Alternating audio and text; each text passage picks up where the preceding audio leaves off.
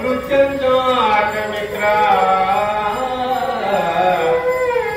దయా సింధు దానవ బాహుగంధవన భక్తిభూత దామాగ్ని గర్వాంధులు దారాలయ కృతిమంకులకు దేవా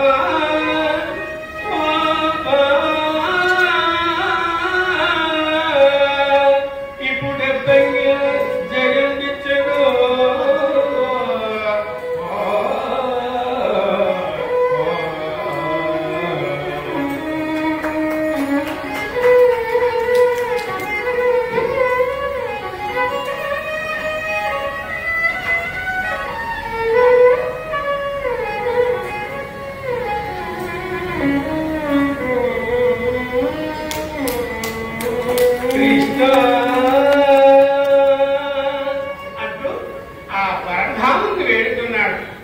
దేవదేవుని వేడుకుని బాబా ఇదంతా నీళ్ళనే కదా, ఇక వెళ్తున్నారు, ఇక చేయించాల్సిన వాడు మీరే అని నగరవాసుల దగ్గర సెలవు తీసుకొని అలా చక్కగా ప్రయాణమై అలా ప్రయాణమై కొండ వరకు వెళ్ళిపోయాడండి.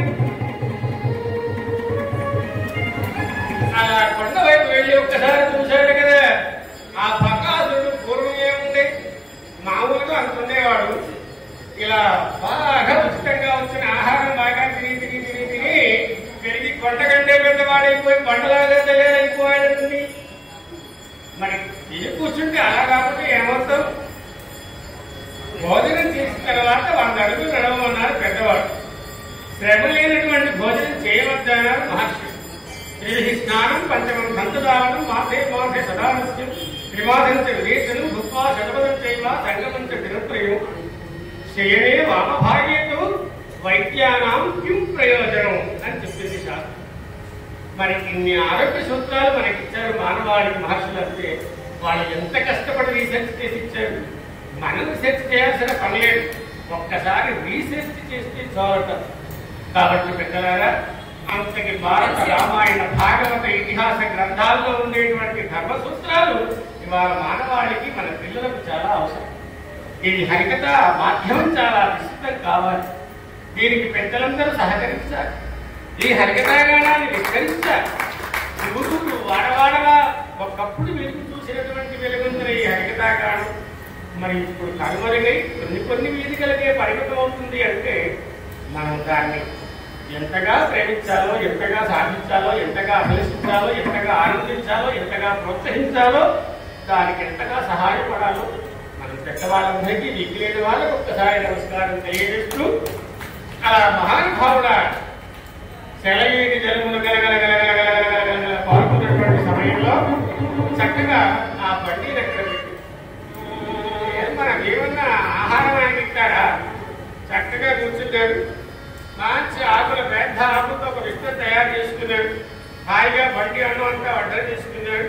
ఒక్కసారి అలా మహామంత్రాలతో అవకాశం పట్టేశాడు ఆహారాన్ని. ఇలా అన్నం తినే ముందు కూడా కాస్త కొన్ని మంత్రాలు ఉన్నాయి.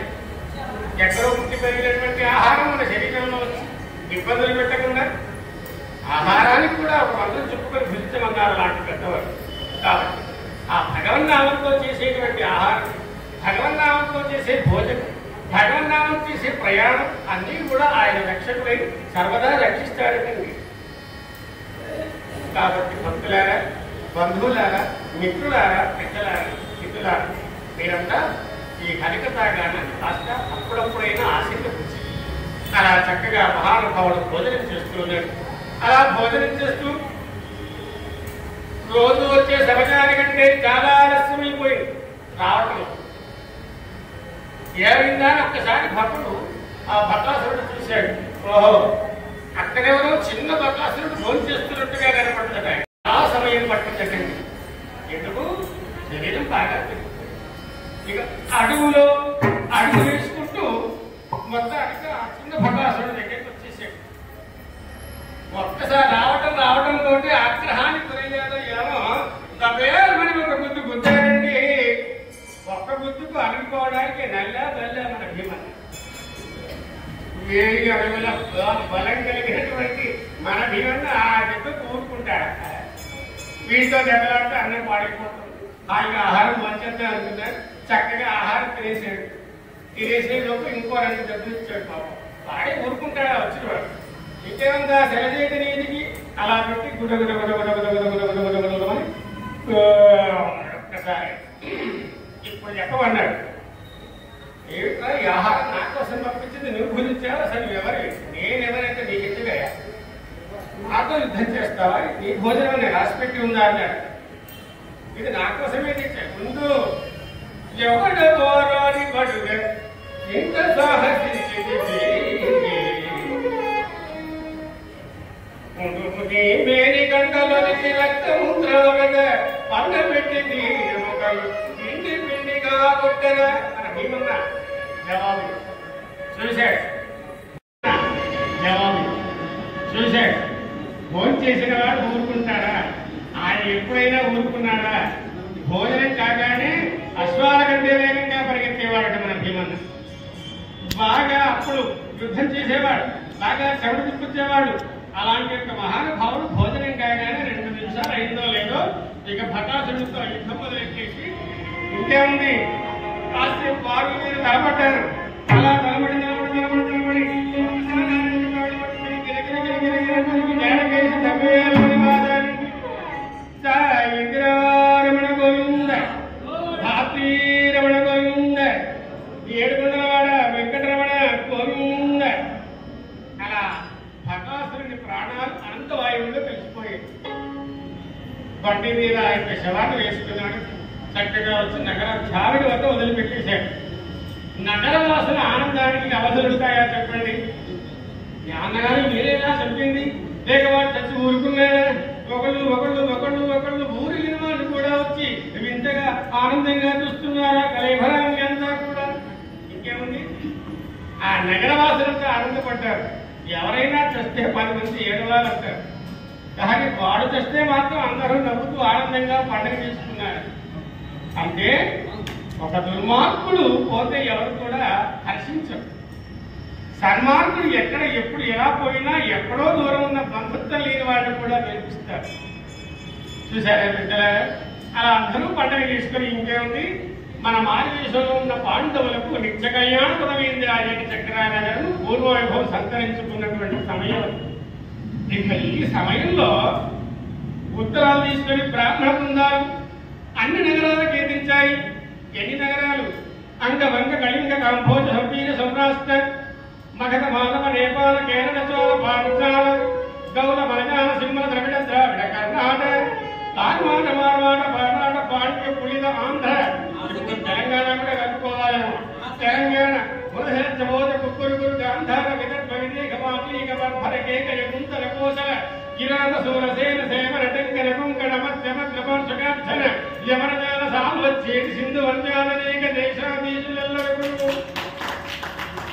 బ్రాహ్మణులు బృంద బృందాలుగా చక్కగా ఆహ్వాన పత్రికలు తీసుకొని ఇలా చెరవేస్తున్నారు. వేదాంత వీధుల్లో విహరించు గిరిధారి, వేదాంత వీధుల్లో విహరించు గిరిధారి, గిరిధారి పురరి పూజల దోషశాలి, పూజల దోషశాలి. వేదాంత వీధుల్లో విహరించు గిరిధారి.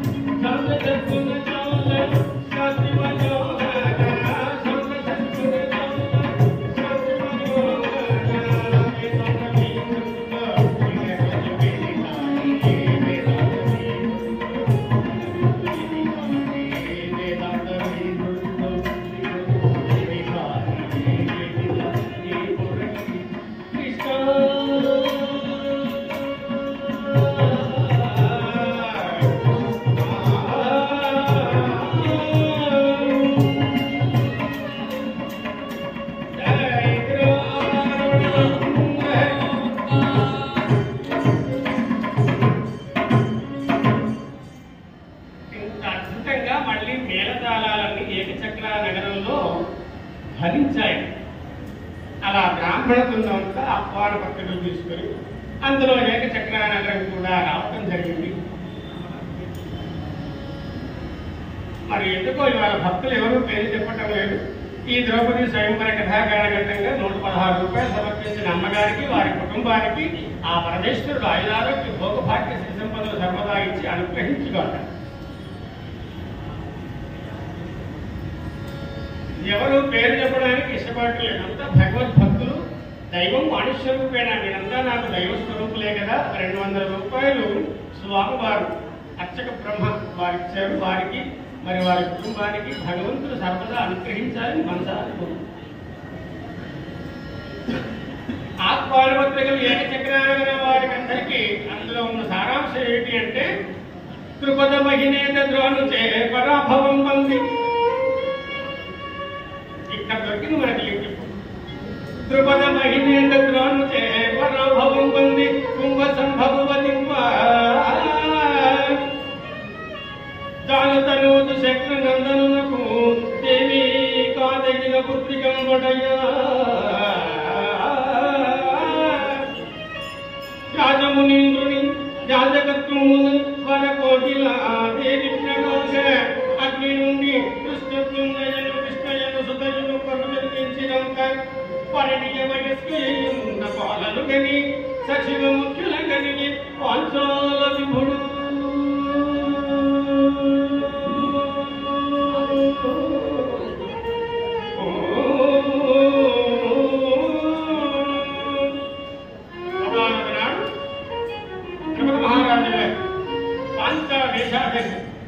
ఆయన సమస్త సౌఖ్యములు నిండుగా దండుగా నిండుగా ఉన్నాయి. ధాన్యాగారం నిండుగా, ధనాగారం నిండుగా, మంత్రి సామంత పురోహితాదులందరూ చెప్పు చేతుల్లో ఉండగా చక్కగా రాజ్య పరిపాలన చేస్తున్నాడు మహానుభావుడు. అలా చేస్తున్నటువంటి తరుణంలో ఆ యొక్క ఈ ద్రోణాచార్యుని బంధించి తీసుకురాగలిగినటువంటి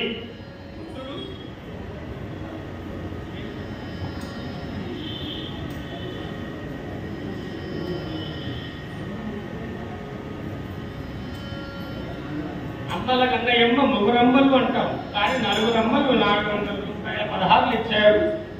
వారికి వారి కుటుంబాలకి కోరిన కోరికలన్నీ ఆ పరమేశ్వరుడు ఈడేర్చుగాక.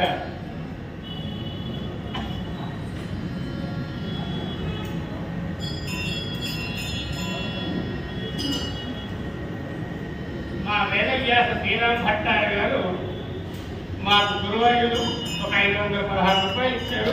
మరి వారికి వారి కుటుంబానికి స్వామి ఏది కావాలంటే అది ఇచ్చుగారు.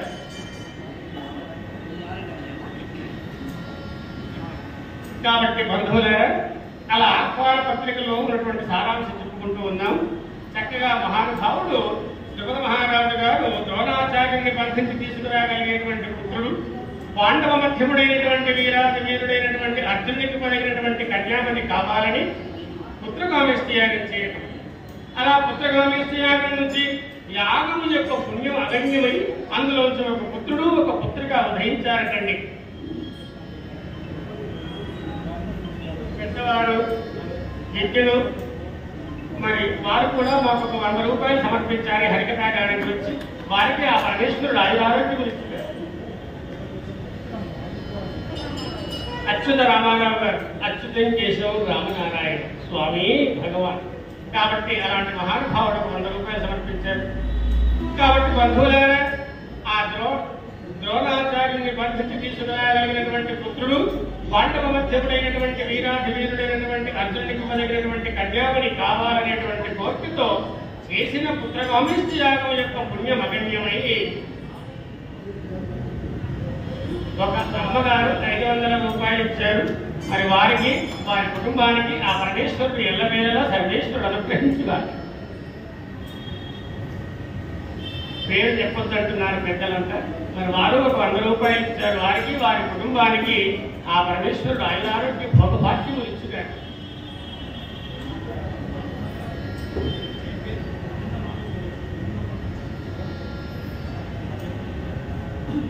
పేరు చెప్పినటువంటి భక్తులు ఒక 100 రూపాయలు సమర్పించారు. వారికి వారి కుటుంబానికి ఆ పరమేశ్వరుడు ఎల్లవేళలా ఆయురారోగ్య భోగభాగ్యములు ఇచ్చుగారు. అన్నం అనసూయ గారు హన్మకొండ వాస్తవ్యులు ఇంత దూరం లేటించి వాళ్ళ అమ్మగారి పేరుతో 521 రూపాయలు ఇచ్చారు. మరి వారికి వారి కుటుంబానికి ఆ పరమేశ్వర ఆయురారోగ్య భోగభాగ్యములు ఇచ్చారు.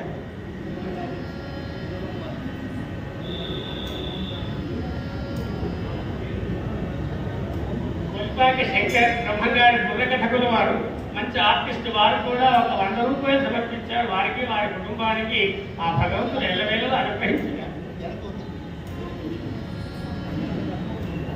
ఒక భక్తురాలు భక్తులకు 100 రూపాయలు ఇచ్చారు. వారికి వారి కుటుంబానికి ఆ పరమేశ్వరుడు ఆయురారోగ్య భోగభాగ్యములు ఇచ్చారు.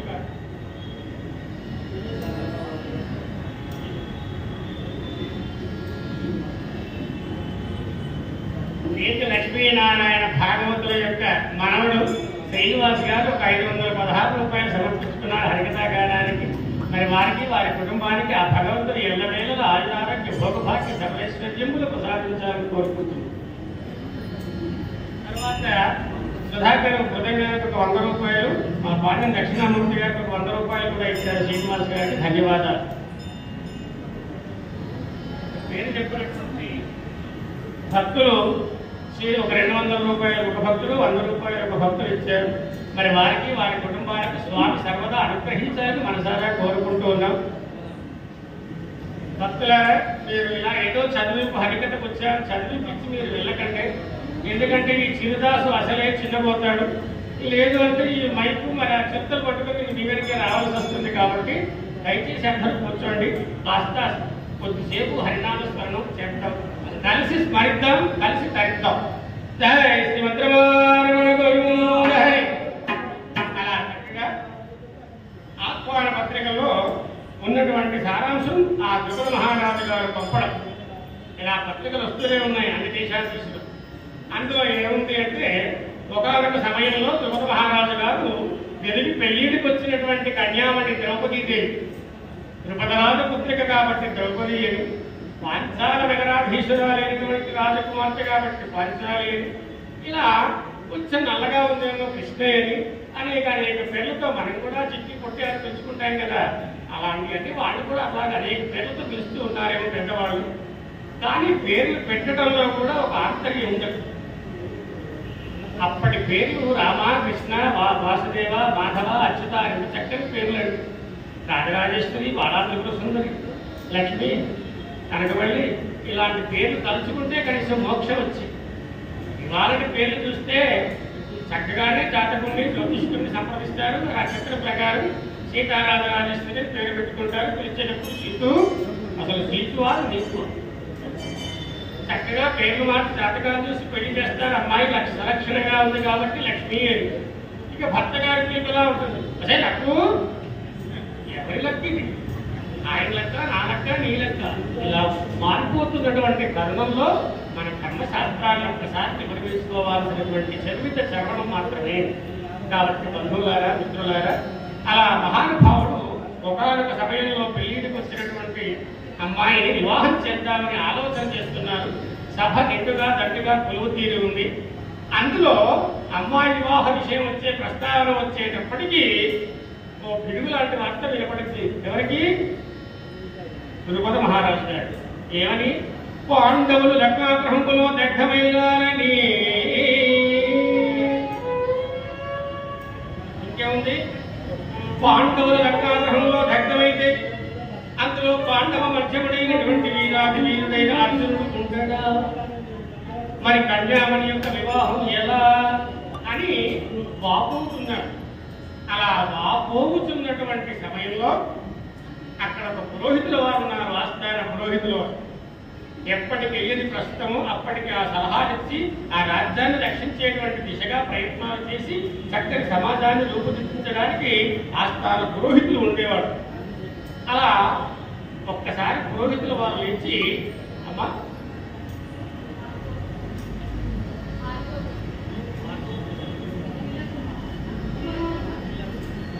భార్గవ్ వచ్చన్న జిల్లా కుమార్ అనేటువంటి భక్తులు 1200 రూపాయలు సమర్పించారు. వారికి వారి కుటుంబానికి ఆ భగవంతుడు ఆయురారోగ్య భోగభాగ్యములు ఇచ్చారు.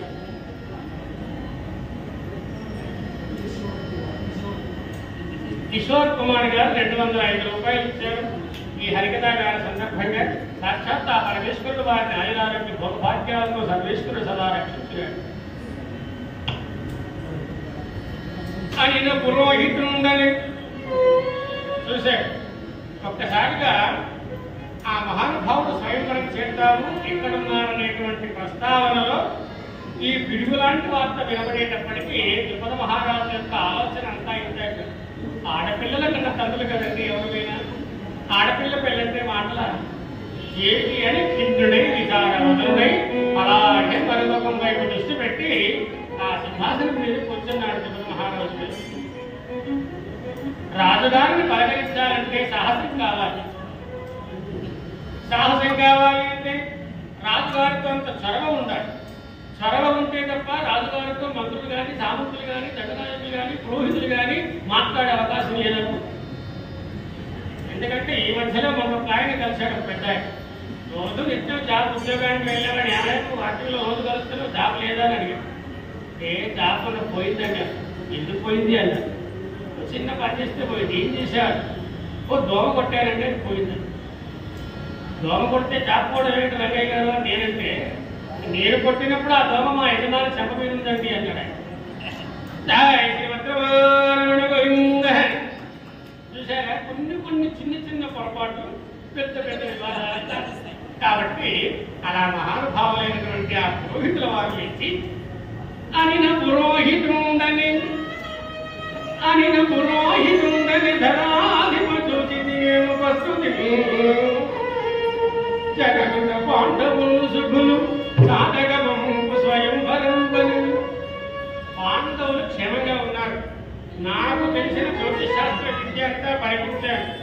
లీలామానుష విగ్రహుడు లీలా నాటక సూత్రధారి సర్వ జగన్యామక సమనీయ దేవత చక్రవర్తి ఆ పరంధాము దేవదేవుని యొక్క అనుగ్రహంతో వాళ్ళు ఎక్కడో బతికి పట్టగట్టి ఉన్నారు మహారాజా.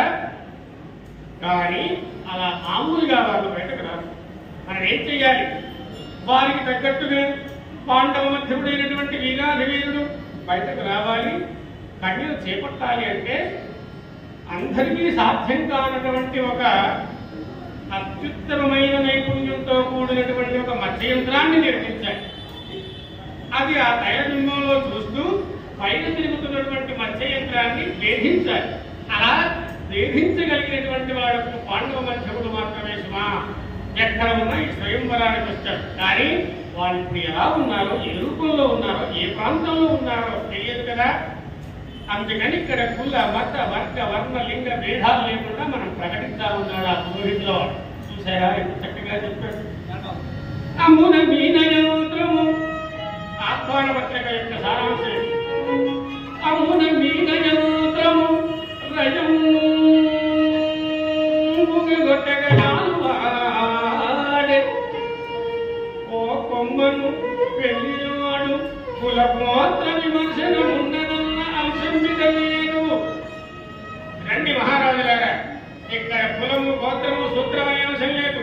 ఈ మత్స్యంత్రాన్ని ఎవరు భేదిస్తే వారికి నేను చక్కగా అమ్మాయిని వివాహం చేస్తాడు అని ఆహ్వాన పత్రికలు వేయించి ఆ ముహూర్తాన్ని నిశ్చయించి ఆహ్వాన పత్రికలు కలిపి పంపిస్తే ఆ తరుణంలో ఆ ప్రయాణంలో ఏకచక్ర నగర వాసులకి ఆహ్వాన పత్రికలందరూ చూసి మహాదానందపడిపోయాడు ధర్మజుడు. ఓహో, చక్కగా ఆ విడుదల తీసుకున్నటువంటి బ్రాహ్మణ అగ్రహార వాసులందరితో కూడి చక్కగా కాళ్ళనక ప్రయాణం చేత ఇక మనం కాంపీయ నగరానికి బయలుదేరాలి అని నిశ్చయించుకున్నారు నగరవాసులతో మన పాండవులు కూడా భారతదేశంలో. ఇంకేముంది, తెల్లవారింది. అరుణోదయానికి పూర్వమే స్నాన సంధ్యా అనుష్కారంలో తీర్చుకున్నారు. నగరవాసులంతా కాస్త సంధ్యావందనానికి తగిన సామాగ్రి, ఇతరత్ర వాడు కాస్త టిఫిన్ భోజనానికి కావలసిన సామాగ్రి అన్ని వెంట పెట్టుకున్నారు. అప్పట్లాగా రైలు బస్సులు వాహనాలు ఏమిటేంటి, కాళ్ళనడక ప్రయాణం ఎలా చేసేవాళ్ళు. దేవదేవ చక్కగా కాళ్ళతో నడిస్తే ఎంత ఆరోగ్యం, నడక ఆరోగ్యానికి పడక అంటుంది సార్. దేవదేవ లక్ష్మీ మనోరమణ భవజనక శుభంగ పవమంగ వాణిపాణి కరుణాకరం దేవదేవ మా దేవదేవ ఓ దేవదేవ మా దేవదేవ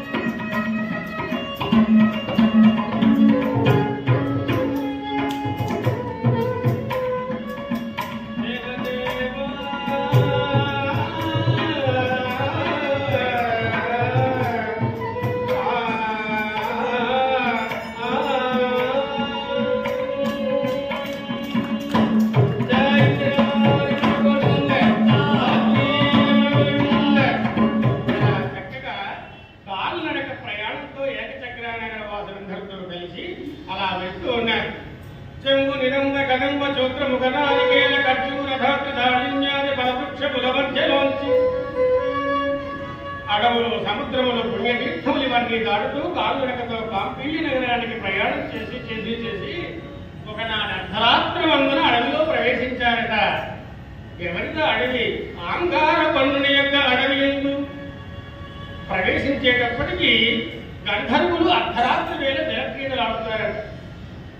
అలాంటి అలికిని విన్నటువంటి పాండవులు ఇలా వస్తూ ఉంటే ఆ గంధర్వుడు అడ్డుకున్నాడు. ఒక్కసారి చూశాడు.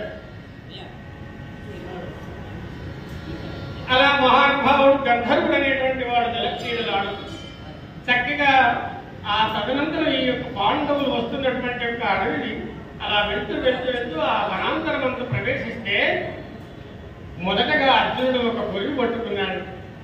అలా పట్టుకొని దారి చూపుతూ నడుస్తూ ఉన్నారు మహానుభావులు. ఎందుకంటే ఈనాటి రోజుల్లో లాగా టాక్సీలు లైట్ లేవని ఆయన పొరుగు పట్టుకుని నడిచేవాడు. అగ్ని ఆ రకంగా ఉండేవాడు. ఆనాటి శక్తి ఆనాటి భక్తి అంత విశిష్టం. కొన్ని మధ్యకాలంలో ఒక ఆయన ఇలా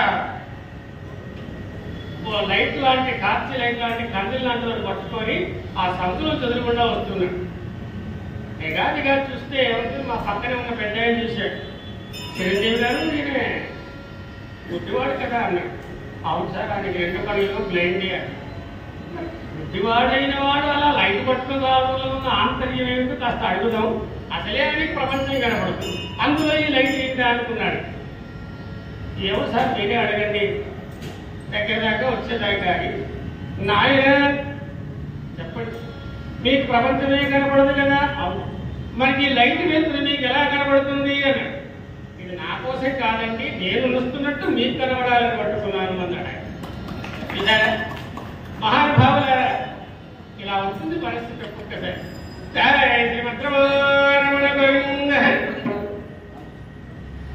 ఒక్కసారిగా ఆ మహానుభావుడు వనాంతరమంతా ప్రవేశించేటప్పటికి గంధర్వుడు అడ్డుకున్నాడు. ఆగో, ఏది ఎవరా వచ్చునది మానవులిక కుమరరాదు నదిలే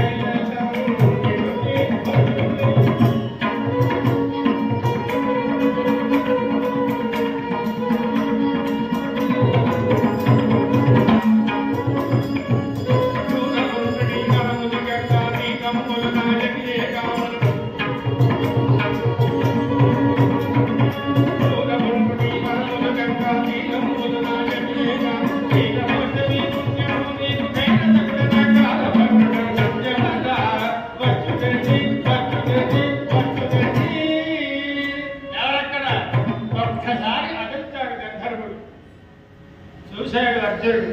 ఒరే గంధర్వ గర్వాంధ, కడిమి గలట్టి వారలము కావున లేనిటు వచ్చినారని అడవులు పుణ్యతీర్థములు సముద్రములు సార్వజనీనములు గదా ముడుగక అస్త్ర శస్త్ర విధులను చూపకు నీ ప్రతాపము.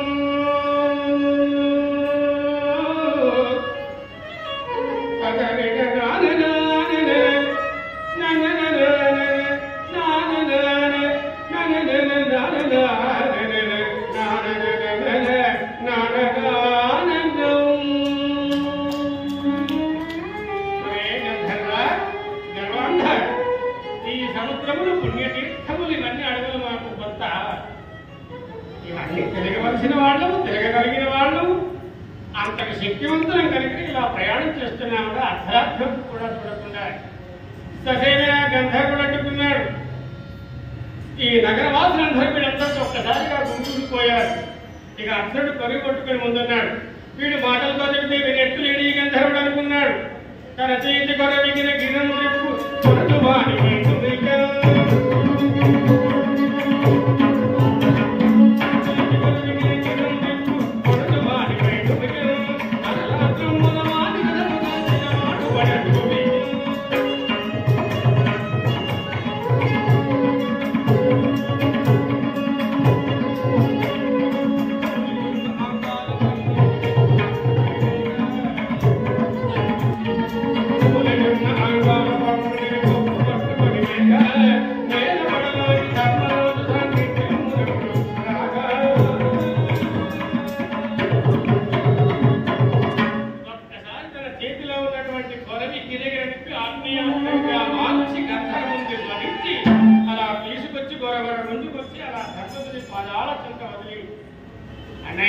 గంధర్వుడనేటువంటి గంధర్వరాజు అడ్డుకుంటున్నాడు మన ప్రయాణాన్ని అన్నాడు. ఒక్కసారిగా అడ్డిపోయింది ఆ యొక్క వనమంతా కూడా. అంత పాడి తరుణి కుంభీనదయు వచ్చి వెక్కి వెక్కి ఏడ్చుచూ అన్నా, ఇది నీ ధర్మమా లేక నా కర్మమా? నాకు ప్రతిభిక్ష పెట్టండి అన్నా అంటూ విలపిస్తుందట కుంభీనద. ఎప్పుడైనా ఎక్కడో పుట్టి పెరిగినటువంటి అమ్మాయి, ఎక్కడో పుట్టి పెరిగినటువంటి అబ్బాయి ఒక 3 ముళ్ళ బంధంతో 7 అడుగులతో ఏకమవుతారా? ఇక వీళ్లకు చీము కుట్టినా వాళ్ళు వెలువెల్లాడుతారు, వాళ్ళకి సూదులు వచ్చినా వీళ్ళు వెలువెల్లాడుతారు. చూసారా ఎంతటి బంధం ఇది! భారతీయ సంస్కృతి వివాహ వైశిష్టం ఎంత గొప్పదో మనం గర్వించాలి, హర్షించాలి, ఆదరించాలి. వైదిక ధర్మాన్ని ఉద్ధరించాలి. పెద్దలారా, మహత్తులారా, మహానుభావులారా, కాబట్టి అలాంటి మహత్తరమైనటువంటి ఒక భక్తురాలు 120 రూపాయలకి హరికథాగాన సందర్భంగా వారు సమర్పించారు. వారికి ఆ పరమేశ్వరుడు సర్వదా ఆదిరారోగ్య భోగభాగ్యములు ఇచ్చుగాడు. అలా మహానుభావు ఒక్కసారి విలవిలలాడిపోతున్నటువంటి గంధర్వరాజు దగ్గరకు సతీమణి భార్యామణి కుంభినస వచ్చి ధర్మతుని పాదాల దగ్గర అన్నా, ఏదో మాయ తెలిసి తెలియకని మేము అని అడుగుతే పిన్న పెద్ద తారతమ్య వెలుగట నిన్ను తప్పి మేము అన్నాను. నా నాథుల్ని వహించకండి, నాకు ప్రతిభిక్ష పెట్టండి.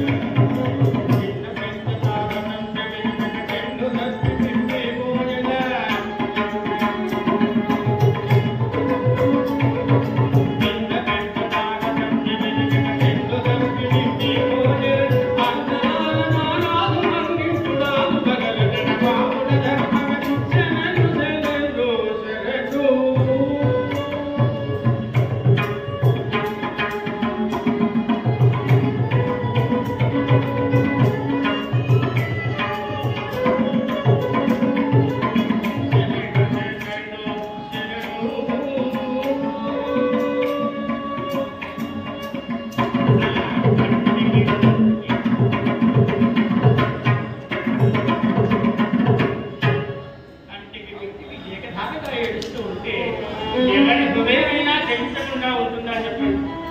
అయినా ధర్మజుడు అంతటి వాడు, ఆయన అజాత శత్రువు, ఆత్మీయతకు మారుపే, అనురాగానికి చిరునామా లాంటి మహానుభావుడు ఆ ధర్మజుడు. అలా ఆ కుంభీరస యొక్క ప్రార్థనావళిని ఆలకించినటువంటి ధర్మజుడు అంత ఆంగారు పనులని విడిచిపెట్టడం అంటే అహింసకుండా వదిలేసి అంతదానికి కృతజ్ఞతాపూర్వకంగా వారు పాండవులన్న విషయం తెలుసుకున్నాడు ధర్మరాజు. మహానుభావ, నీవు చేసిన ఉపకారానికి ప్రత్యుపకారంగా నేను ఇచ్చి ఏమి రుణం తీర్చుకుంటూ స్వామి, ఏదైనా నా నుంచి మీరు స్వీకరించాలి, ఇది కృతజ్ఞత అంటే. ఇప్పుడు కొంచెం అర్థం మారిపోయింది, కృతజ్ఞత అయిపోయింది. కాబట్టి కృతజ్ఞతాపూర్వకంగా మరి చక్కగా ఏమైనా ఒక ధౌముడు అనేటువంటి పురోహితుల వారి ఇక్కడ తపస్సులో ఉన్నారు, వారిని ఇస్తారు. మరికొంత సైన్యాన్ని కూడా ఇస్తారు, శవనాశ్రములను కూడా మీ వెంట పంపిస్తారు. కాంపీయ నగరానికి మార్గం సుగమంగా ఉంటుంది సుమా అని చెప్పి చక్కగా అక్కడ నుంచి ప్రయాణమై చిన్నగా వీళ్ళు వెళ్తూ ఉన్నారు. మళ్ళీ అలా కాలు నడకతో కృష్ణ పరబ్రహ్మని చక్కగా మహానుభావ దేవదేవ లీలామానుష విగ్రహ లీలా నాటక సూత్రధారి, ఇక మళ్ళీ మొదలెట్టాలి మన ప్రయాణం అని చెప్పి అలా అక్కడి నుంచి సెలవు పొంది కాంపీయ నగరం వైపు ప్రయాణం సాగిస్తూ ఉన్నారు. హరిముకుంద గోవింద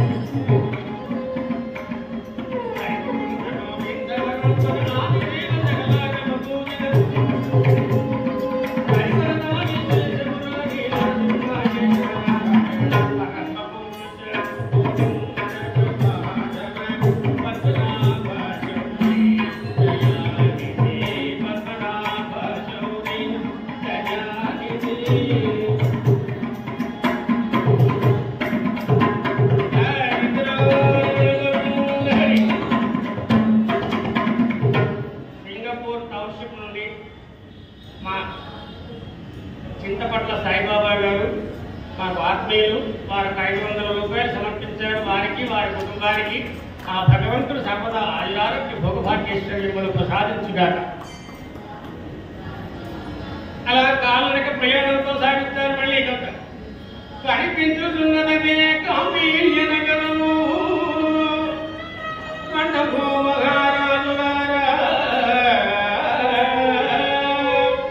అంటూ ఆ జెండా కుచ్చులన్నీ ఆహ్వానం స్వాగతాంజలి తెలియజేస్తున్నాయి. ఇసుక వేస్తే రాలంత జనం కాంపీయ నగరానికి ముందే వచ్చేసింది. ఎన్ని దేశాలకైతే ఆహ్వాన పత్రికలు పంపారో అంగవంగ కళింగ కాంభోజ సభ్యుల సౌరాష్ట్ర మగధ దేశాధీశులు ఆవంక కేవల టెంకన కుంకణ మత్స్యమధ్రాధీశులు ఈవంక ఇలా చేతి సింధువంజాదనేక దేశాధీశులు ఆవంక శ్రీకృష్ణ బలరామ సాక్షికి ప్రముఖులు ఆవంక ఇలా అనేక మంది అనేక విధాలుగా తమ తమ వాహనాల ద్వారా అలా వచ్చేసి ఆ కాంపీయ నగరం అంతా నిండిపోయిందట. ఇసుక వేస్తే రాళ్ళు తగ్గించాడు. అందరికీ వెళ్ళిచ్చాడు మహానుభావుడు. ఎవరు? జగన్మహీపతి. చక్కగా ఇచ్చిన తర్వాత అందరు కూడా వారి వారి ఆసనాలు వారి వారి విడుదలన్నీ నిండిపోయిన తర్వాత వీళ్ళు కాంపీయ నగరంలో ప్రవేశిస్తే ఎక్కడ ఉండాలో ఎక్కడ కాలు పెట్టాలో ఏమీ అర్థం కానటువంటి స్థితి. చివరకు ఒక కుంభకార గృహం, అందులో విడుదల తీసుకున్నారు. ఆ అమ్మా ఈ రోజు రాత్రి విశ్రమిస్తాం, మరునాడు అరుణోదయానికి ముందే మేము విశ్రమిస్తాం అని చక్కగా చెప్పి అలా కిందగా ఆ ఇంట్లో వెళ్ళి తీసుకున్నాడు. ఆనాడు రాత్రి విశ్రమించాడు. తెల్లవారింది. తెల్లవారును పొట్టు పొడిచి బిరలు తిమిరలు గుహలు కొడుకు చక్కగా పాలభాను వహించాడు. వీళ్ళు స్నానాలు తెచ్చుకున్నాడు. ఇక మనం స్వయంవర సభా మంటపానికి ఏం వెళ్ళాలి అని వీళ్ళు చక్కగా బ్రాహ్మణ వేషధారులై ఉన్నారు. కావున అలా వెళ్ళి ఎక్కడ మన యొక్క పారుని రూపంలో ఉండేటువంటి ఈ పాత్రుడు అలా 4 అన్నదమ్ములు వెంట పెట్టుకుని 5 పూర్తిగా వెళ్ళి ఆ బ్రాహ్మణ బృందంలో కూర్చున్నారటండి. ఒక్కసారి సభను అవలోకించి చూస్తే ఎలా ఉంది? దేశాధీశులు, వీరవరేణ్యులు, అతిరథ మహారాజులు, పండితులు, విద్యారణ్యులు, విద్యావంతులు, మేధావంతులు ఇలా అనేక రకాలైనటువంటి వాళ్ళు కూడా వీక్షించడానికి వచ్చిన వాడు కొందరున్నారు. ఆ యంత్రాన్ని భేదించడానికి వచ్చిన వాళ్ళు కొందరున్నారు. ఎలా భేదిస్తారో చూడడానికి వచ్చిన వాళ్ళు మరికొద్దిమంది ఉన్నారు. ఇలా అందరూ కూడా కెక్కిసిపోయింది ఆ రాజ్యసభ అంతా కూడా. చక్కగా ముహూర్తం ఆసన్నమైంది. ఆ ద్రౌపది మాత అలా పుష్పమాల పట్టుకుని సిద్ధంగా నిలబడింది. ఇక త్రిపుర మహీపతి లేచి, ఓ వీరవరేణ్యులారా, ఓ మహారాజులారా, ఓ భూపతులారా, భూసురులారా, అన్ని వర్గాల వారందరికీ కూడా చక్కగా పేరు పేరున ఆ సాదర స్వాగతాన్ని తెలియజేసి ముహూర్తమాసన్నమైంది. ఈమె మా అమ్మాయి ద్రౌపదీదేవి, నా పుత్రిక, ద్రుపద రాజపుత్రిక కాబట్టి ద్రౌపది. ఈ స్వయంవరం ఎందుకు పెట్టాను? ఈ తిరుగుతున్నటువంటి గిరగిరి తిరుగుతున్న మత్స్యయంత్రాన్ని ఆ తైలబింబంలో వీక్షించి 5 బాణాలతో కొట్టగలిగిన వాడికి మా అమ్మాయికి వివాహం చేస్తాం. ఇక మీరంతా లేవచ్చు అని ఆ ముహూర్త విశేషం అంతా చెప్పి అలా చుట్టూ ఉన్నారు ఆ మహానుభావుడు. ఈ యంత్రము జగతీజు పిలుకానికి నాబట్టి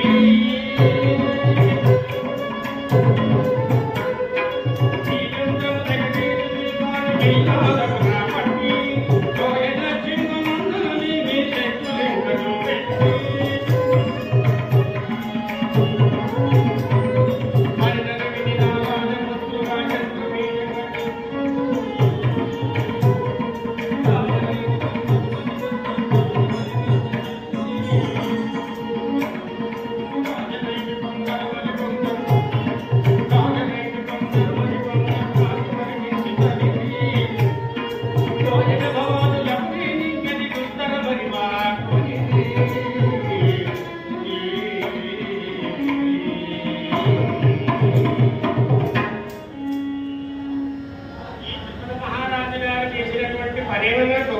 వచ్చాయి. కానీ ఇలా మత్స్యయంత్రం పైన తిరుగుతుంది.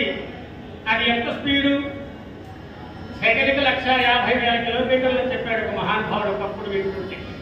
అంత వేగంగా తిరుగుతున్నటువంటి యొక్క మత్స్యయంత్రాన్ని తైలబింబంలో వీక్షిస్తూ ఆ యంత్రాన్ని కొట్టగలిగినటువంటి సామర్థ్యం ఎవరికి ఉందబ్బా అని ఒక ప్రశ్న తలెత్తించకండి.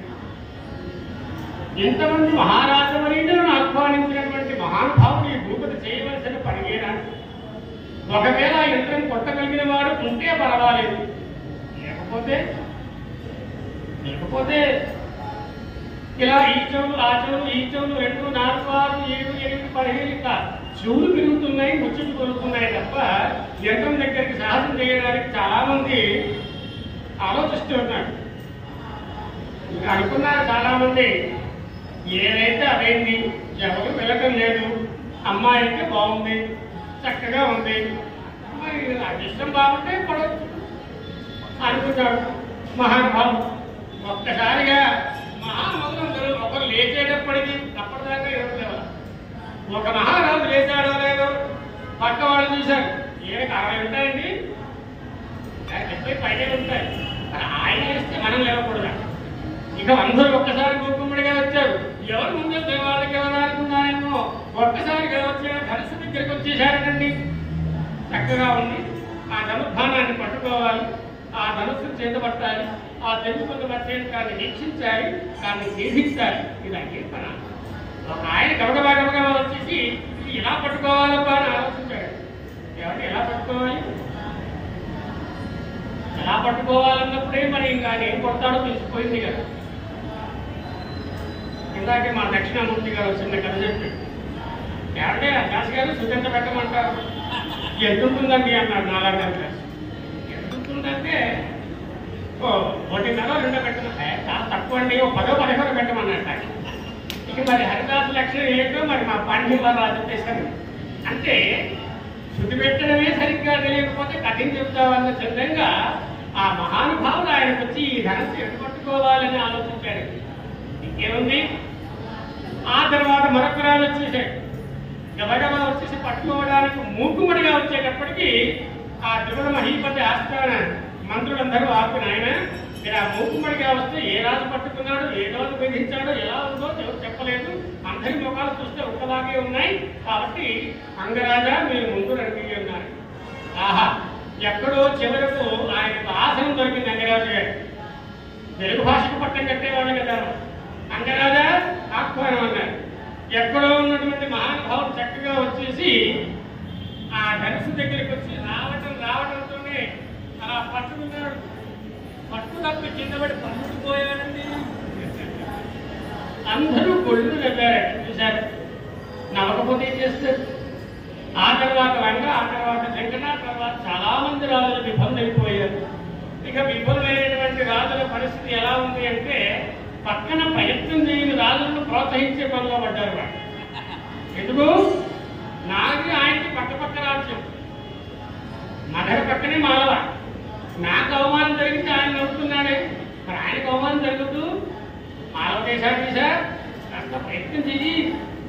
అప్పుడే నేను చూడ్డానికి వచ్చానండి, నా వల్ల కాదు, మీ అంతటి వారికి కాకపోతే మాటలా అవుతుంది. ఆయన తప్పుకుంటుంది. దేవయ్య చేతిరాజా, అప్పుడు నాకు చెల్లి వలస అవుతుందండి అన్నాడు. ఇలా ఎవరికి వారే తప్పుకుంటున్నారు. సఫలం కాని వాళ్ళందరినీ వీళ్ళు ఫలం చేయాలనే ప్రయత్నంలో అందరూ ప్రోత్సహిస్తూ ఉన్నారే, అది మానవ నైజం. సహజంగా మన ఇంట్లో కరెంటు పోయిందనుకోండి, మన ఇంట్లో కరెంటు పోతే పర్వాలేదు, మరే చిన్న ఆ ఇంటి కోసం చూడరాని ఆయన అక్కడ చూసేటప్పుడు ఆ ఇంట్లో కూడా లేదు నాన్న వచ్చాడనుకో, ఎంత ఆనందం. వారంకి వచ్చినా పర్వాలేదు, అందరికీ పోయింది కాదు.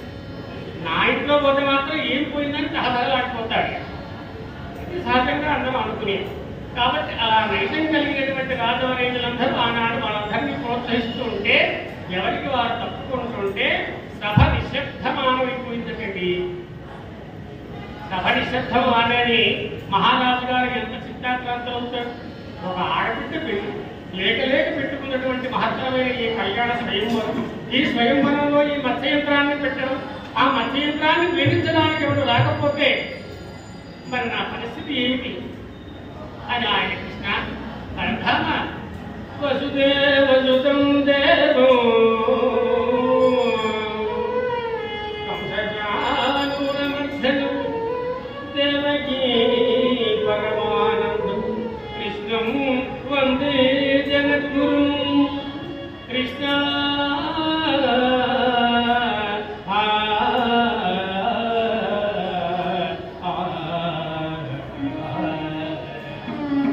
వాసుదేవ ముకుంద అని ఆయన పరధాముని ప్రార్థిస్తూ ఉన్నటువంటి తరుణంలో ఇక చూశాడు. అక్కడ కర్ణ, దుర్యోధన, దుశ్శాసనాన్ని మీద వల్ల కూర్చున్నారు విషువారంతా కూడా. ఆ సుకుమారి రూపు కనులాత్మక చూస్తుండే కర్ణుడు. అమ్మాయి చాలా సుందరమైంది. ఎలా ఉంది? మా దాసు గారు చెప్తారు ఈ మధ్య, వంగిన వరిచేను కాడవంటి నడుము. ఆ విగ్రహాన్ని సుందరాకృతిని అద్భుతంగా వర్ణిస్తారు. అలాంటి చక్కని అమ్మాయిని ఎవరైనా వదులుకుంటారా? లేదు కదా. కాబట్టి ఇక అక్కడున్న నలుగురు వాళ్ళు ఆలోచిస్తూ ఉన్నారు. కన్నా ఆ సుకుమారి రూపు కరుణాత్మక చూస్తుండే కర్ణుడు దుశ్శాసన పనులు బయటపడే చంకలు కొట్టే జరాసుతుండు ఫలీయటంచు శిశుపాలుడు ఎవడు గరించి అంతటం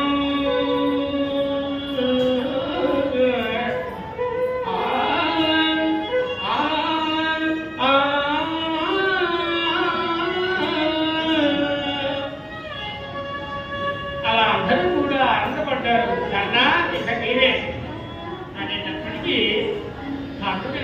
పడ్డాడు.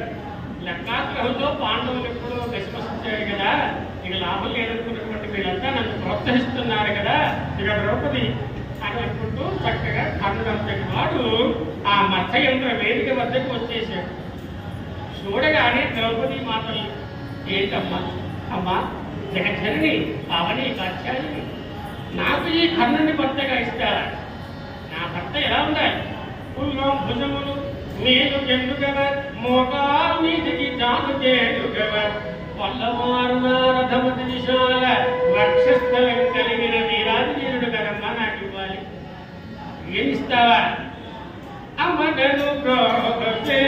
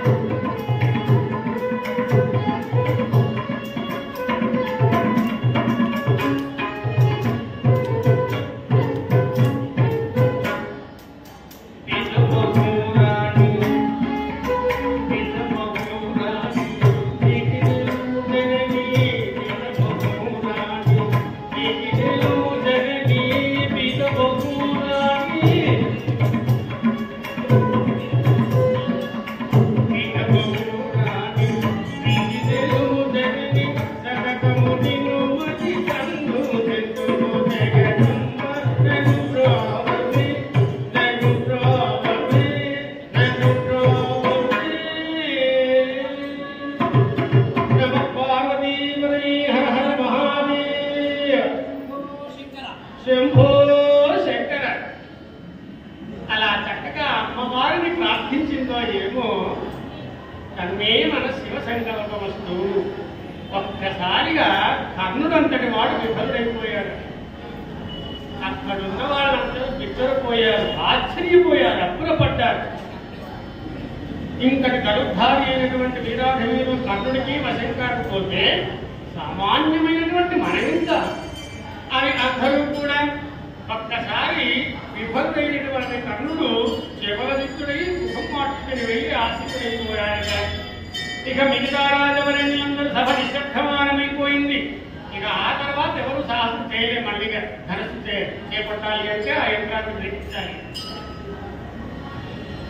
చూశాడు ధ్రువ మహారాజు గారు, వీరవరణ్యులెవరు లేరా ఈ సభలో, భారతంబ గర్భము జగించిన బసదూల్చిన వారిందరుండగా, అవునా మా ద్రౌపది ఇప్పుడు బ్రహ్మచారిగా ఉండవలయునా?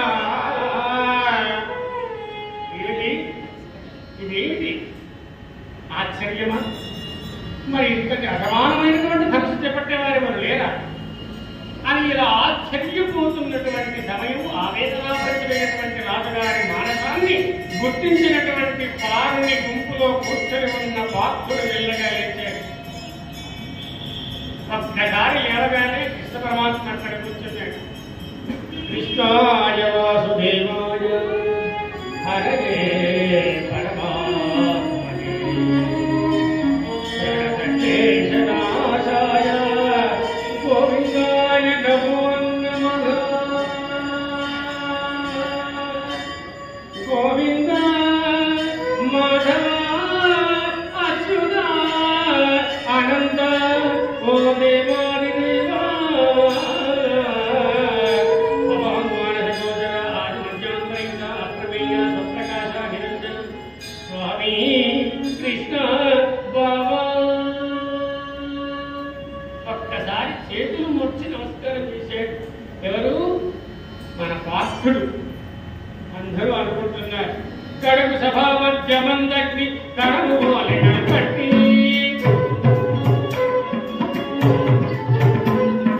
కడుపు సభా మధ్య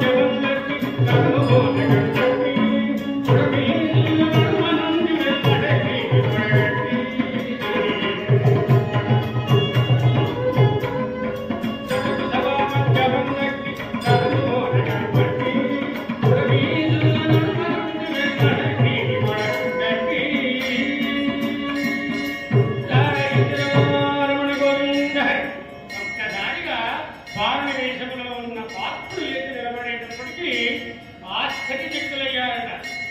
ఇంతమంది వీరాధీనులు, చదువు విద్యాపారంగతులు, మహామహులు, యోధాయుడైనటువంటి యుద్ధ విశారదులెవరూ కూడా సాహసం చేయనటువంటి యొక్క మంత్రయంత్రాన్ని ప్రేమించడానికి ఒక బ్రాహ్మణ రావటం అందరూ ముక్కులు వేలెట్టుకుని చూస్తున్నారు.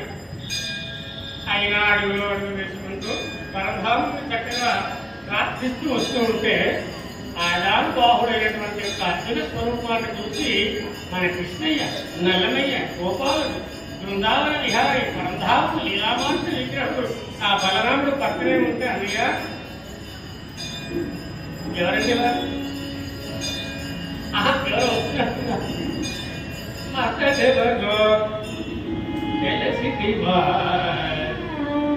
నీ వర్ణాభనమే నత్త కొడుకు నిద్రమటో తెలిసివా నీ వర్ణాభనమే నత్త కొడుకు అతడెవడో అతడెవడో అతడెవడో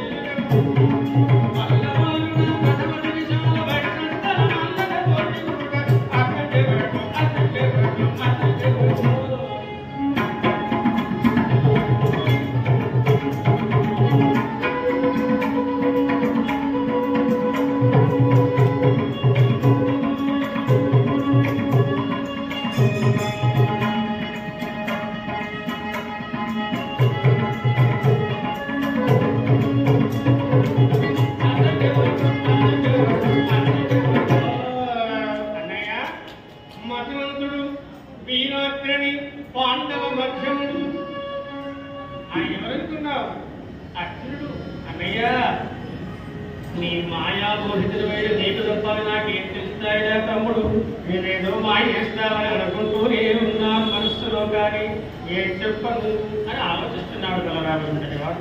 చూసారా, లీలామాంస విగ్రహం యొక్క లీలా నాటకం అది. చక్కగా అర్జున స్వామి అలా అడుగు వేసుకుంటూ రావటం ఒక్కసారిగా చూశాడు. ఓహో బాగుంది అనుకున్నాడు. మరి మనం శంకర మఠంలో ఉన్నాం. ఆయన వాగర్భాలువ సంపృక్తో వాగర్భ ప్రతిపత్తి జగతో పితరు ముందే పార్వతీ పరమేశ్వరు. నా మఠంలో నువ్వు హరికథ చెప్తూ నన్ను ఒక్క గానం కూడా చేయకుండా, నన్ను ప్రార్థించకుండా హరికథ ఎలా పూర్తి చేస్తావు అనుకుంటాడు. కాబట్టి ఆ మనస్సు దగ్గరికి, ఆ మత్స్యేంద్రాల దగ్గరికి వచ్చినటువంటి అర్జున స్వామి ఇలా గానం చేస్తూ ఉన్నాడు. ఆ భగవంతుడు శంకర శంకర పాప భయంకర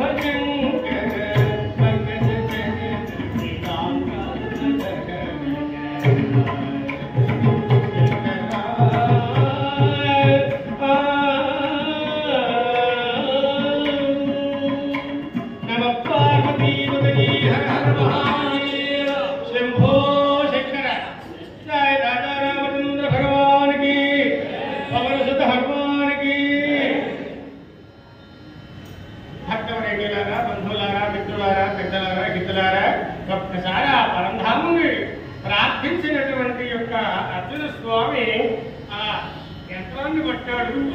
మన దాముని చూసి నిలిపాడు. వదిలిపెట్టాడండి. పూలభోగాలుగా హెల్లు మరి ఒక్కసారిగా ఆ మత్స్యంత్రం పడిపోయిందండి. ఇందిరా రమణ గోవింద, ధాత్రీ రమణ గోవింద, లక్ష్మీ రమణ గోవింద.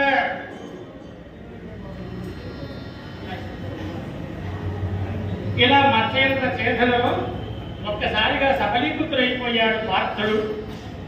మరి హరికథాగాన సందర్భంగా మా హరికథ కళాకారుల సంక్షేమ సంఘం యొక్క ప్రధాన భూమిక అయినటువంటి జల్లా విశ్వనాథ భాగవతులు మరి 500 రూపాయలు సమర్పించారు. వారికి, వారి కుటుంబానికి, సపరివారానికి ఆ భగవంతుడు సర్వదా ఆయురారోగ్య భోగభాగ్యములు ఇచ్చుగాక. ఇందులో మా ముగ్గురికి భాగస్వామ్యం ఉంది.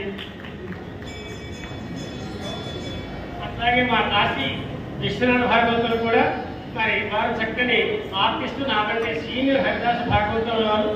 మరి వారు కూడా నాకు ఒక 100 రూపాయలు ఆశీర్వదించి సమర్పించారు. వారికి, వారి కుటుంబానికి ఆ ప్రదేశం ఎల్లవెల్లా సర్వదా రక్షించుగా.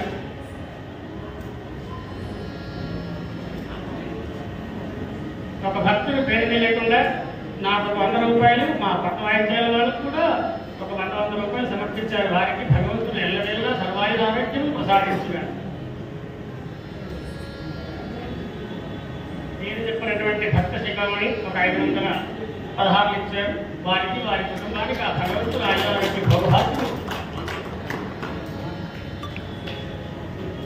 ఒక్కసారిగా వారనివేశంలో ఉన్నటువంటి పాత్రుడు ఆ మత్స్యంతో ఛేదన జరిగేటప్పటికీ అందరూ గొళ్ళమని ముక్కుని వేలెట్టుకున్నారటండి. ఇది కాదు ఏదో మంత్రమో లేక మాయో అయి ఉండాలి తప్ప ఇంతమంది వీరాభివీరులకు, ఇంతమంది వీరవరేణ్యులకి ఎవరికి కానటువంటి సాహసమైనటువంటి చర్య ఈయనకు సఫలీకృతులవుతాడా అని ఒక్కసారిగా ఆ రాజవరేణ్యులు అందరూ మూకుమ్మడిగా సభ మహీపతిపై వచ్చి ఇలాంటున్నారు. మహారాజా, నీవేం చేశావయ్యా సభమైన పేదం తినరాలుండగా పిల్లలు సంగుదువా పేద పారులకు వారి నీ అంత ప్రభును తెచ్చుకున్నాడవు ముప్పు చేసి ఇది తప్పు అని వాళ్ళే నిర్ణయం చేస్తున్నారు. ఏది తప్పు ఏది ఒప్పు తర్వాత విప్పులైన వాళ్ళు కూర్చొని మాట్లాడితే తేలుతుంది. కానీ ఆవేశంలో ఉన్న వాళ్ళు చెప్పేది మహారాజా నీవు చేసింది గొప్ప తప్పు అంటున్నారు. ఈ మధ్యలోనే ఒక మంచి న్యాయవాది దగ్గరికి వెళ్ళి ఆయన ఇప్పుడు మాకు ఎప్పుడు తెలుస్తుంది మాకు న్యాయం అంటే 4 మాసాలు ఆగమంది. 4 మాసాల తర్వాత మళ్ళీ ఎప్పుడు తెలుస్తుంది స్వామి అంటే ఇంకో 4 మాసాలు. ఆ 4 14 మాసాలు అయిన తర్వాత ఊచల్లో ఉంటే అప్పుడు తెలిసింది మాకు. అంటే న్యాయం పరిస్థితి అట్లా తయారైపోయింది భక్తులారా. కాబట్టి అప్పుడే వాళ్ళు మూకుముడిగా వచ్చేసారు. ఇంకేముంది, చక్కగా మహానుభావు ఆ విధంగా వాళ్ళందరూ మహారాజా పేరందిన రాజు ఇందరుండగా పిల్లలు సంగులు ఆ పేద బారులకు అని అలా చెప్తూ ఉంటే అప్పుడు ఒక్కసారిగా వచ్చి మీరంతా ఆగండి అని ఒక ఆయన బోధిస్తూ ఉన్నారు. యుద్ధానికి సిద్ధమవుతున్నారు కొంతమంది, కానీ వీళ్ళెవరూ ఆగడం లేదు. పేరందిన రాజులిందరుండగా పిల్లలు సంగులు పేద బారులకు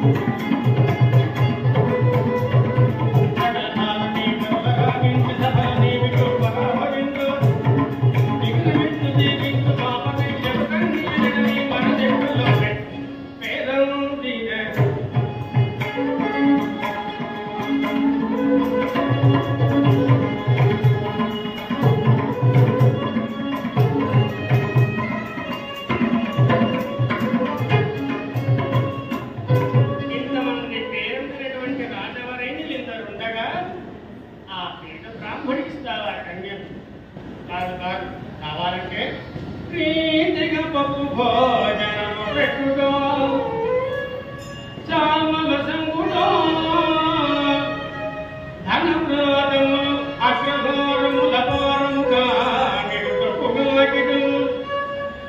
పూతున సంగమాలునకు పూలదనమున బాంబాదికి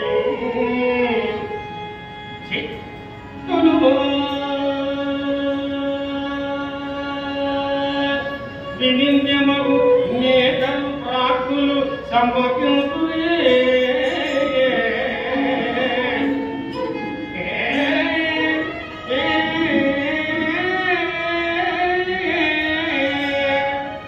ఎవరైనా సమ్మతించదగినటువంటి పనియేనా మహారాజా? పేరొందినటువంటి రాజమణులు దిగ్గాలు ఇంతమంది ఉన్నారు కదా, యోధులు మహారథులు ఇంతమంది ఉన్నప్పుడు నీవు ఆయనకి ఇస్తావా అమ్మాయి? కాదు కాదు, చక్కగా వారికి ప్రీతిగా భోజనాలు పెట్టించండి, అగ్రహారాలు ఇవ్వండి, వైమాన్యాలు దాచివ్వండి, కానీ అమ్మాయిని ఇవ్వడానికి వీల్లేదన్నారు వాడు. అయినా కులకాంత వివాహం చేసుకోవాలి కానీ ముందు బ్రాహ్మణ కాంతను ఎలా వివాహం చేసి బ్రాహ్మణైనటువంటి వాడు క్షత్రియుని ఎలా వివాహం చేసుకుంటాడు అనేటువంటి సమస్య ఉత్పన్నమైంది. అప్పుడంటే పానులు 4 వర్ణముల వారి క్రమముగా పెళ్లి ఆచారము అన్నారు. ఏది తక్కున్నారా? మన వాళ్ళు లేచినట్టు ఒప్పుకుంటారా? ధర్మాలకు మీరు నాకు చెప్పడం ఏమిటి? పానుడు 4 వర్ణముల వారి క్రమముగా పెళ్లి ఆచారము కానీ క్షత్రియ కన్యను పెళ్లి ఆచారము కాదు అన్నారు వీళ్ళు. కాదు అని వీళ్ళు, అవును అని వాళ్ళు, కాదు అని వీళ్ళు, అవును అని వాళ్ళు. కాసేపు యుద్ధ వాతావరణం నెలకొంది. ఇక యుద్ధ వాతావరణం అంటే ఏమిటి? అటు వాళ్ళకు పైగా వచ్చినటువంటి వ్యాపారంగా మళ్ళీ యుద్ధానుసారులందరూ తోడయ్యారు ఒక పక్క. ఇక ఈ పక్క బ్రాహ్మణ ఉందాన్ని వీళ్ళంతా ఇచ్చారు. ఏంటి మనవాడికి మా చేతిలో ఏదో పడటం, అమ్మాయిని చేపట్టడానికి వెళ్తే వీళ్ళు అడ్డగించడం వల్ల మనం కూడా యుద్ధం చేయలేవా? ఆయుధాలు మనకి లేవా? ఎందుకు లేవు? ఏంటి ఇంత ఆయుధం ఉంది? దారీన గర్భవస్త్రముల ముడి వహించి ముందు గర్భడు వారు మొలనున్న పొడుముగా చేసి చేతికిపై రుపువారు ఉదకము పుక్కిటను బట్టి దుమివారు గట్టిగా తొడ పాశములు పెట్టువారు. ఎక్కడ దొరికి తక్కువ ఎవరికి తెలిసిన విక్కతో వాళ్ళు యుద్ధం చేస్తున్నారు మన బ్రాహ్మణ బృందమంతా కూడా. ఇక క్షత్రియులు యుద్ధ విశారదంతా ఆ పక్క యుద్ధం చేస్తూ ఉన్నారు. ఇలా యుద్ధం సాగుతుంది. ఆ యుద్ధం కాస్త శుద్ధిమించలాగా పడిందంటారే, అలా కొంచెం ముందు చాలా పెద్దదైపోయినటువంటి పరిస్థితి. అప్పుడు అన్నారు సుబ్బావధాని, రామావధాని వాళ్ళంతా ఎక్కువైపోయారు, మనం బాగా తక్కువైపోయామా లేవరా అన్నారు. ఒకసారి సుధులేమి లేము లేము సుబ్బావధాని చేతగని మాధవ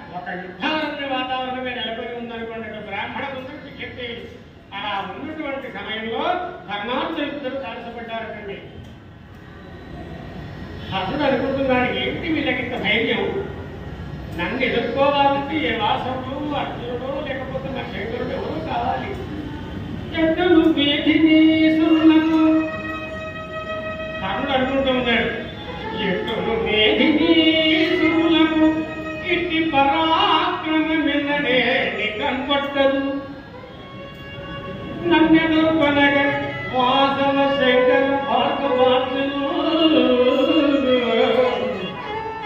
దొడ్డి మహాగరుధనులలోని పడేని యొకందు కావలను.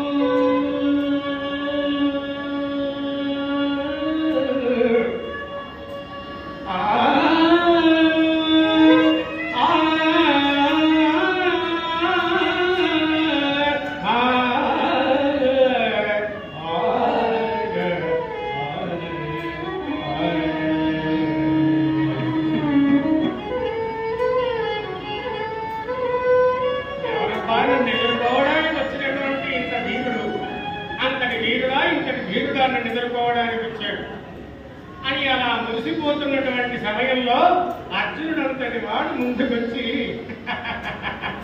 కన్నా ఏమంటదో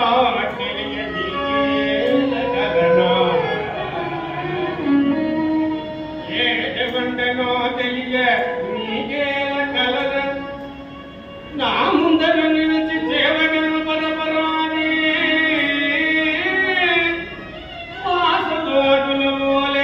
దేవతల పోలే ఎందుండగా నేను విజయుండ నరుడ.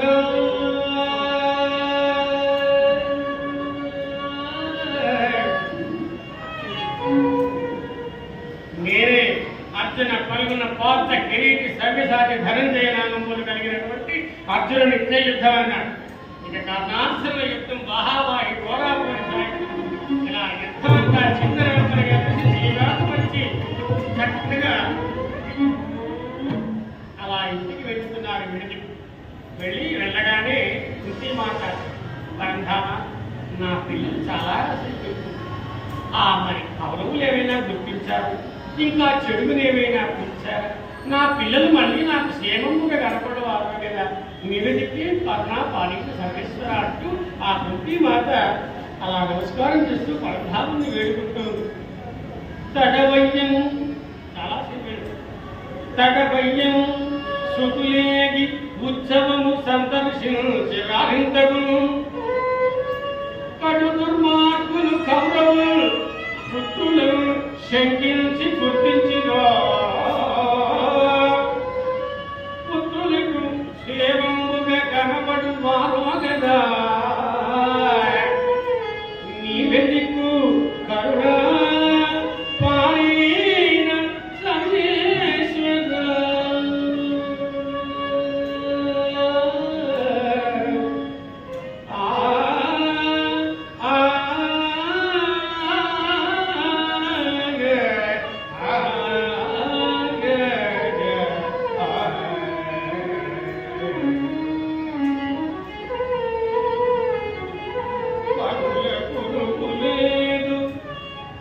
కనుల కొనుకు లేదు తినగ మనసుగాడు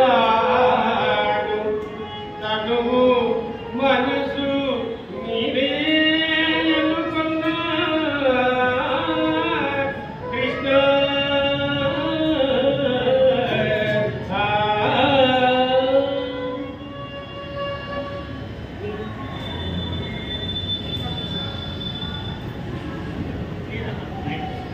అలా ఒక్కసారిగా ఆ పరంధాముని వేడుకుంటున్నటువంటి సమయంలో ఈ యొక్క పాండవులు ఒక్కసారి వచ్చి అనుజుడు దీక్ష తెచ్చి తినగలచని.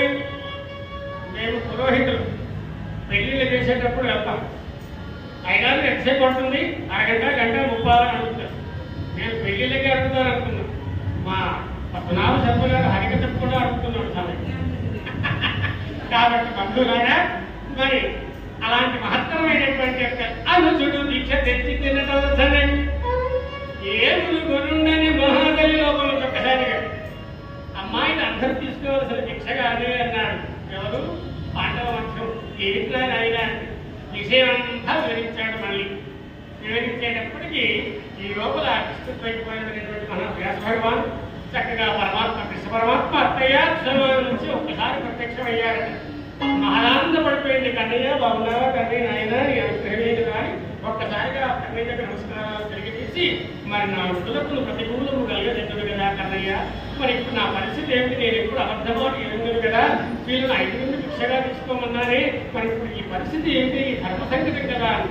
అత్తయ్య నీవు మాట్లాడింది అక్షరాల నిజం, సత్యం. ఎందుకంటారా, పాండవులు సామాన్యుల పరమేశ్వరావతారుడైనటువంటి యొక్క పాండవులు వారు సామాన్యులు కాదు.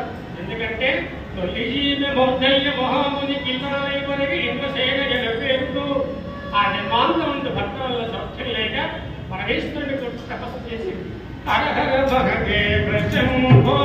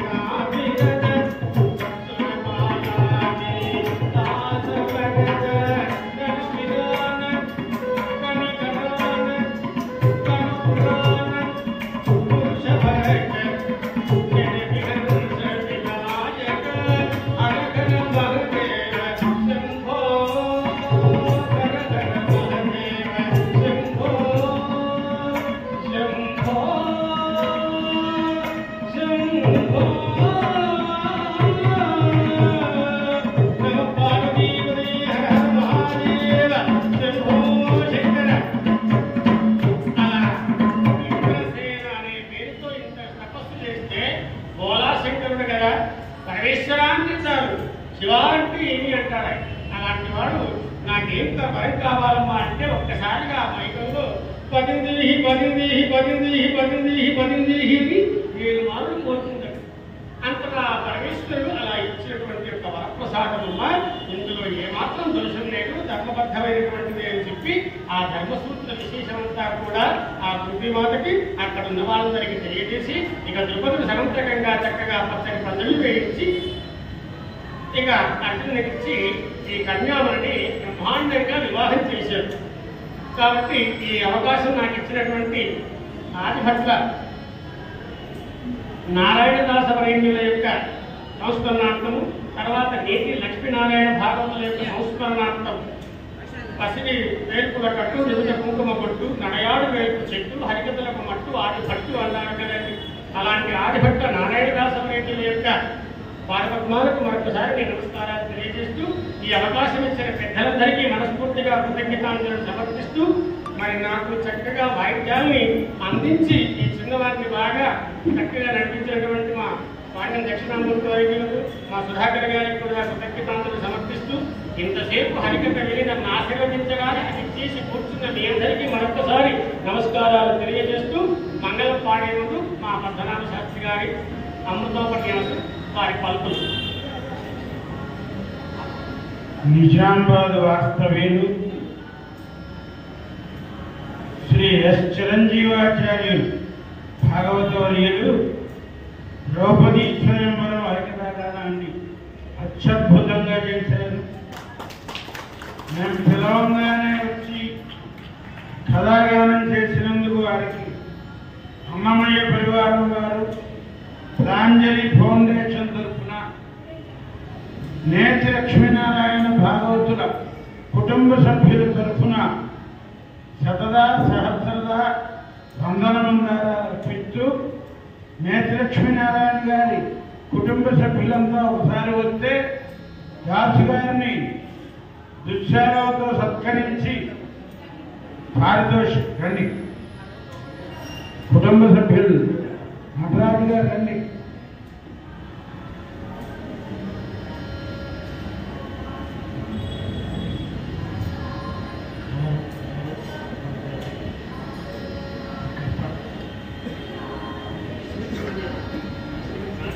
రండి.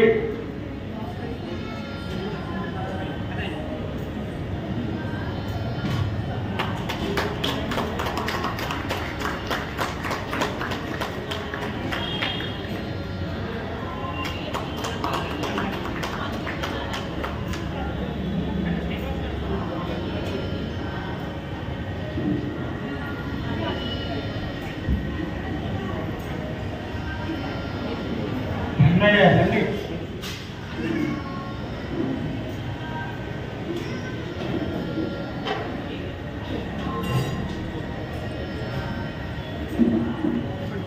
కాశీ విశ్వనాథం గారు తెలంగాణ హరికథ కళాకారుల సంఘం తరఫున జయరాములు గారు, శ్రీరామ్ భట్టారు గారు దాసు గారిని దుశ్శాలతో సత్కరిస్తున్నారు.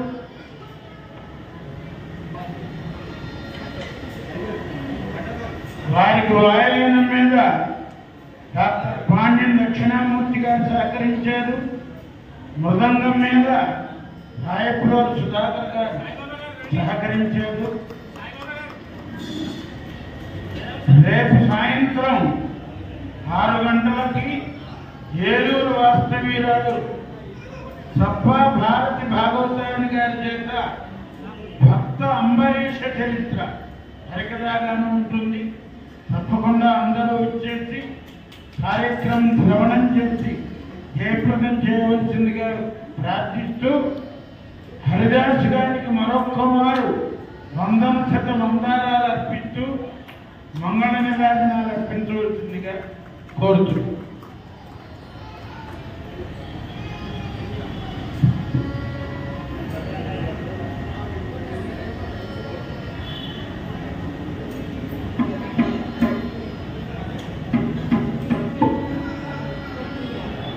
ఈ కథాగానానికి మంగళ నీరాజనలు చెప్పే ముందు విద్యా మానస రూప కాంతి కలశ విఖ్యాత విద్వన్మణులు, మహాపండితులు, హితప్రజ్ఞులు ప్రశాంతంగా ఆ శివరూపం కలిగినటువంటి మా బుర్రా పద్మనాభ శర్మ గారి పరస్పరం నమస్కారం చేస్తూ వారు ఒకసారి నాకు విజయవాడలో అవకాశం ఇచ్చారు చాలా ఎదుగుతూ.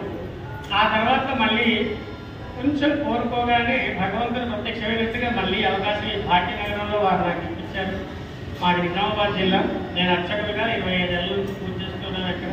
తర్వాత మళ్ళీ ఏదైనా అవకాశాలు ఉంటే ఇలాగే మిమ్మల్ని అనుగ్రహించమని మనసారా కోరుకుంటూ, మరి వారు చేస్తున్న హరికథకు నీతి లక్ష్మీనారాయణ భాగవతుల యొక్క సంస్మరణార్థం, ఆదిభట్టవారి నాటకంతో లాంజరి శంకరనారాయణ గారు వీళ్ళంతా కలిసి ఈ హరికథను పరిరక్షిస్తూ ఉన్నారు. నేను హరికథా కళాకారుల సంఘంలో సభ్యుని కాబట్టి ఈ హరికథలను ఇంకా ప్రోత్సహించాలి.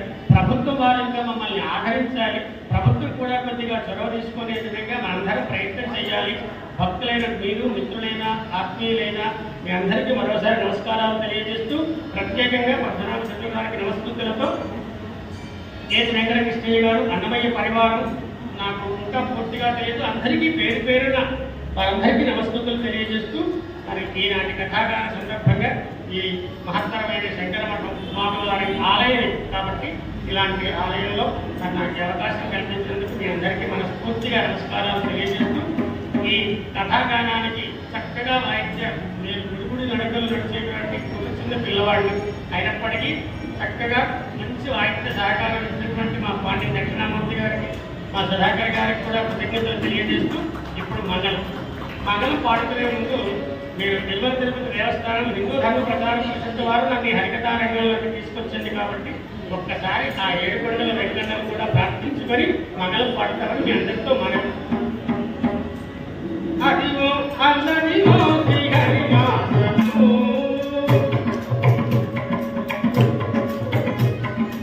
అదిగో అందరిలో శ్రీహరిమా ప్రభు, పదివేల శేషులు పడగరమయము, అందరిలో శ్రీహరిమా ప్రభు.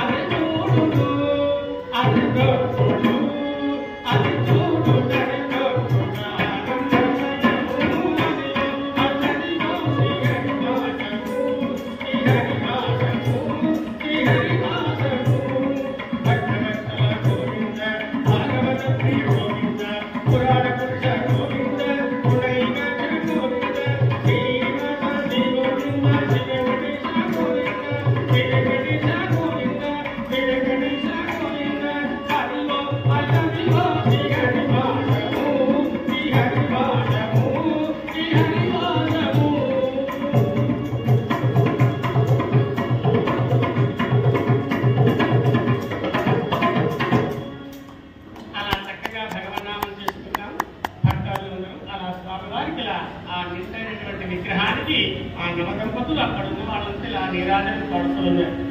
భారతీ వినేంద్రనాథి భాంగ శంకరాలు భారతాంగ చిత్తరావటర్ష సంభరా భారతీ వినేంద్రనాథి భాంగ శంకరాలు భారతాంగ చిత్తరావటర్ష సంభరా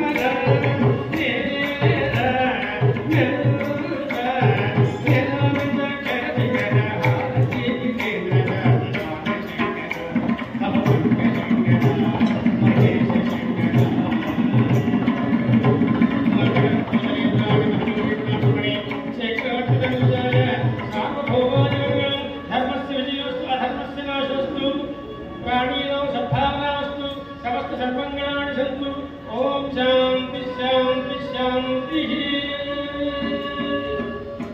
అయ్యా అందరికీ ధన్యవాదాలు. నేను చెప్పిన దాంట్లో ఉన్న చిన్న చిన్న పొరపాట్లకి మీరు ఒప్పుడుగా భావిస్తారని భావిస్తున్నాను. అక్కడ ప్రసాదం కూడా ఇస్తున్నారు మన వాళ్ళు. ప్రసాదం కూడా స్వీకరించి మనవి.